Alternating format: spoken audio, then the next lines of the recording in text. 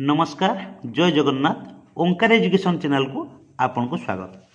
शिक्षक बंधु आज आपण मानक पय एक नुआ वीडियो आसंतु जानिबा ओडिशा स्कूल यूनिफॉर्म ग्रांट रो राज्य सरकार एवं केंद्र सरकार कंट्रीब्यूशन केते। हम वीडियो को प्रथम करी देखुथिबा दर्शक बंधु मान को अनुरोध प्रथमे आम चैनल को सब्सक्राइब कर दियंतु एवं बेल बटन को क्लिक करी ऑल नोटिफिकेशन उपर सिलेक्ट कर दियंतु फल परवर्ती वीडियो गुड़िक सर्वप्रथमे पाइपर। एबे आसंतु जानिबा प्रथम श्रेणी अष्टम श्रेणी पर्यंत यूनिफॉर्म प्रदान रे राज्य सरकार एवं केंद्र सरकार कंट्रीब्यूशन कौन रही। जड़े शिक्षक एवं प्रधान शिक्षक भाव में यही तथ्यगुड़िक जानिबा निहाती जरूरी। ओडिशार सरकारी विद्यालय गुड़िक प्राथमिक और उच्च प्राथमिक अर्थात प्रथम रु अष्टम श्रेणी पर्यंत छात्र छात्री मानक मागणार यूनिफॉर्म जोगाई देवाई केंद्र सरकार एवं राज्य सरकार मिलित भाव अर्थ व्यवस्था करिथांती। एही योजन उभय सरकार योगदान रही है। प्रथमे जानिबा एक नंबर रे केंद्र सरकार अंशधन बा सेंट्रल शेयर कौन रही। ओडिशा शिक्षा अधिकार अधिनियम आरटी एवं समग्र शिक्षा अभियान अंतर्गत प्रथम रु अष्टम श्रेणी समस्त सरकारी स्कूल पिला मानक पई यूनिफॉर्म बाबद को आर्थिक अनुदान मिलता है। अनुदान परिमाण समग्र शिक्षा गाइडलाइन अनुसार प्रति पिला पई वार्षिक 600 टंकार यूनिफॉर्म पई मंजूर करा जायथा है। आर्थिक भागीदारी शेयरिंग पैटर्न ओडिशा भली साधारण राज्यगुड़िक केंद्र और राज्य सरकार मध्य यही पांठी 60-40 अनुपात भाग होता है। अर्थात केंद्र सरकार 600 टंका 60% अर्थात 360 टंका बहन करती। यापर राज्य सरकार को अंशधन बा स्टेट शेयरिंग कौन रही है।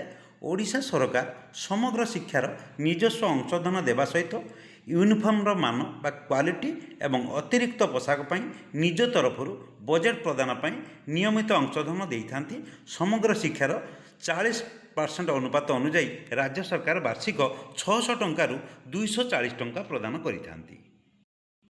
एहा व्यतीत मुख्यमंत्री छात्र छात्री परिधान योजना बा विद्यालय पोशाक वितरण कार्यक्रम केंद्र सरकार 600 टंका व्यतीत राज्य सरकार पिला मानकु उन्नत मानर ब्लेजर स्वेटर टोपी मोजा एवं जोता आज जोगाइबा निजस्व राज्य बजेट रु अतिरिक्त पांठी खर्च करिथांती।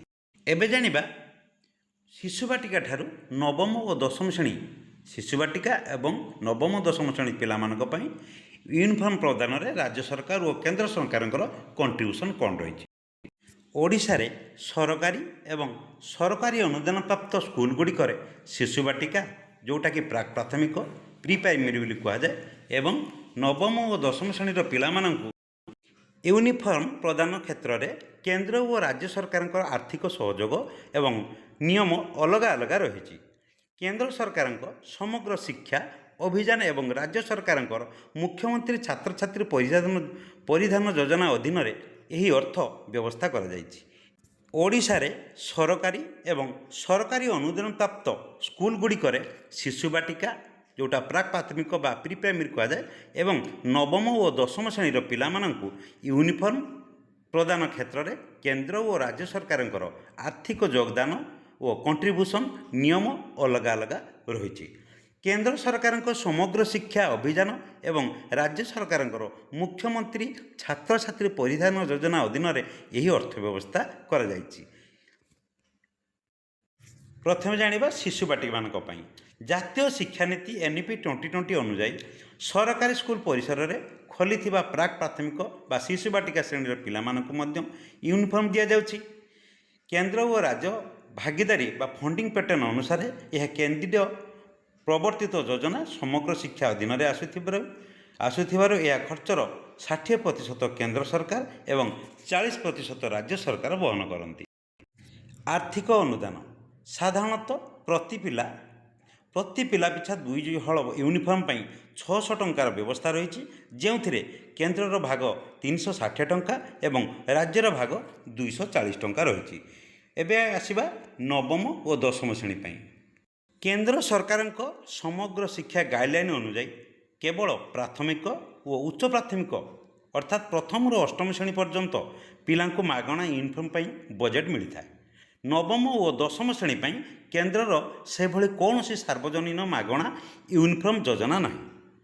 तेणु ओडिशा रे नवम और दशम श्रेणी पिलांकु मिलुथिबा स्पेशल यूनिफॉर्म रे ओडिशा सरकारଙ୍କର ନିଜସ୍ୱ ଅବଦାନ ରହିଛି। राज्य सरकारଙ୍କ ଅବଦାନ 100% राज्य सरकार पांठी। ओडिशा सरकार ନିଜସ୍ୱ बजेट्रु मुख्यमंत्री छात्र छात्री परिधान योजना माध्यम सरकारी एवं सरकारी अनुदान प्राप्त एडेड स्कूल नवम और दशम श्रेणी समस्त छात्र छात्री को मागणा यूनिफॉर्म जोगाई दियंती। आर्थिक अनुदान और सामग्री प्रति पिला पिछा प्राय 1000 टंका खर्च करा जाए। एथिरे 2 हल यूनिफॉर्म सहित गोटे जैकेट, 1 हल जोता और 2 हल मोजा, टी सार्ट एवं ट्रैक पैंट हाउस यूनिफॉर्म भाव प्रदान करा जाए। केंद्र सरकार भूमिका नवम और दशम श्रेणी यूनिफॉर्म पर केन्द्रर सीधा सड़क आर्थिक सहायता नहीं। संक्षेपे कहवाक गले शिशु बाटिका 60-40 अनुपात केंद्र और राज्य सरकार केन्द्र 60%, राज्यर 40%, नवम और दशम श्रेणी 100% राज्य सरकार केंद्र सरकार अवदान नहीं। आज भिडियोटी थिला स्कूल यूनिफॉर्म ग्रांट पाई राज्य सरकार एवं केंद्र सरकार कंट्रीब्यूशन केते।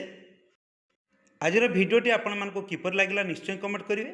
आज भिडियोटी जदि आपण मानको निहाती इनफॉर्मेटिव मन होता है ओंकार एजुकेशन आम स्कूल कार्यक्रम यूट्यूब चैनल को लाइक शेयर करने सहित सब्सक्राइब करने को केबे भूलिबे जी। आज रोचे पुणी देखा नेक्स्ट वीडियो रे। धन्यवाद।